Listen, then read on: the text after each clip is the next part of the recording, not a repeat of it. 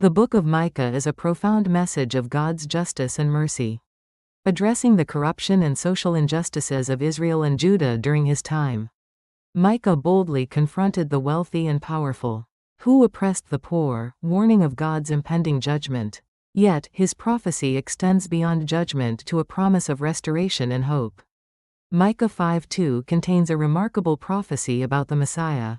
But you, Bethlehem Ephrathah, out of you will come for me one who will be ruler over Israel. This prophecy was fulfilled in the New Testament, as recorded in Matthew chapter 2, when Jesus was born in Bethlehem.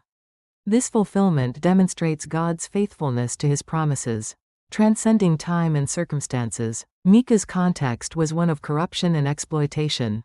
The wealthy seized the lands of the poor, and leaders distorted justice, manipulating courts for personal gain. Micah exposed these sins before God, calling the people to repentance and a life of righteousness. Micah 6:8 sums up his message. What does the Lord require of you? To act justly and to love mercy, and to walk humbly with your God. God desires not empty rituals but lives filled with justice and compassion. God's heart is beautifully revealed in Micah chapter 7:18-19.